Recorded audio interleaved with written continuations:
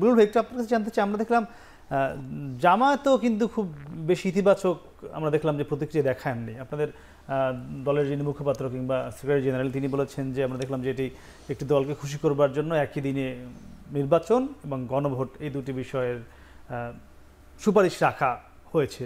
যদিও সুপারিশ কিন্তু এটিও আছে যে নির্বাচনের আগেও সেটি হতে পারে। এবং আমরা যদি বলি যে 48টি বিষয় এসেছে আজকের এই সুপারিশে, সেখানে আপনাদের দাবি দেওয়া অনেকগুলোই কিন্তু এখানে আছে যেগুলো আপনারা একমত ছিলেন যেগুলোর সঙ্গে, মানে এরপরেও এই প্রতিক্রিয়া কেন? তা আপনাকে ধন্যবাদ। আসলে জুলাই সনদের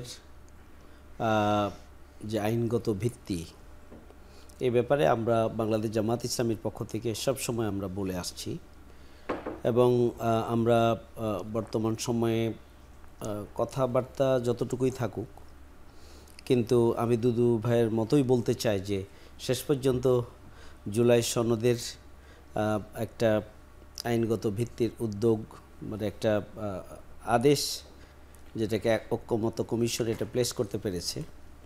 এই জন্য আমরা তাদেরকে আমরা শুভেচ্ছা মোবারকবাদ জানাচ্ছি যে তারা এটা শেষ পর্যন্ত দিতে পেরেছেন। এখানে আমরা বরাবরই বলে আসছি যে গণভোট, যেহেতু এখানে সংবিধান সংশোধনের সাথে রিলেটেড বিষয় রয়েছে, অতএব গণভোট দিতে হবে। কিন্তু সেই গণভোটটি আমাদের ঐক্যমত্য কমিশন গণভোট, নির্বাচন এবং জাতীয় নির্বাচন এবং গণভোট দুটিকে একদিনে দেওয়ার ব্যাপারে আলোচনার পর্যায়ে ছিল। আমরা বারবার বলে এসেছি, বিএনপি প্রথমত গণভোটের ব্যাপারে বা আইনগত ভিত্তির ব্যাপারে তেমন আগ্রহ দেখায়নি বলা যায়। পরবর্তীতে সার্বিক বিবেচনায় তারাও গণভোটের ব্যাপারে একমত হয়েছেন। কিন্তু এই গণভোটের বিষয়টি একই দিনে করার ব্যাপারে আমরা বারবার বলে এসেছি, না, এটা করা যাবে না। এই জন্য যে যদি আমরা একই দিনে গণভোট হয় তাহলে জাতীয় নির্বাচনের প্রার্থীরা ব্যস্ত থাকবে তাদের নির্বাচন কেন্দ্রিক, আর গণভোট যেখানে সংবিধান সংস্কারের মতো মৌলিক এবং গুরুত্বপূর্ণ একটা জাতীয় বিষয়, সেই বিষয়ের দিকে কিন্তু কোনো প্রার্থী বা জনশক্তির কোনো আগ্রহ থাকবে না। সুতরাং একই দিনে এই দুটি বিষয় মানে কোনোভাবেই এটার যে মর্যাদা এবং যে দাবি, সেই মর্যাদা এখানে এস্টাবলিশড হয় না এবং একটা হালকা বিষয় হয়ে যাবে। দেখা যাবে অনেকেই জাতীয় ভোট দিয়ে আসার পর আরেকটা ভোটের ব্যাপারে তার কোনো মাথা ব্যথা থাকবে না।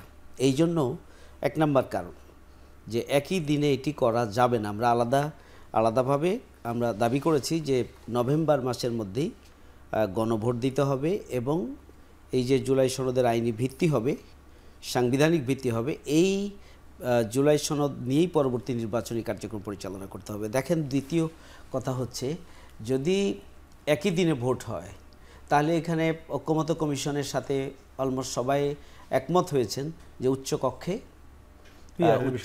পেয়ার ভিত্তিক নির্বাচন হবে। তাহলে উচ্চকক্ষে পেয়ার থাকবে। তাহলে আমরা উচ্চকক্ষের পেয়ারটা মানে কোথা থেকে আমরা আবিষ্কার করলাম যদি আগে এটা ভিত্তি তৈরি না হয়? তাহলে যদি জুলাই সনদ পাস না হয়, হ্যাঁ, যদি জুলাই সনদের আইনি ভিত্তি রচিত না হয় তাহলে কিভাবে পেয়ারের মাধ্যমে দ্বিতীয় কক্ষের নির্বাচন হয়?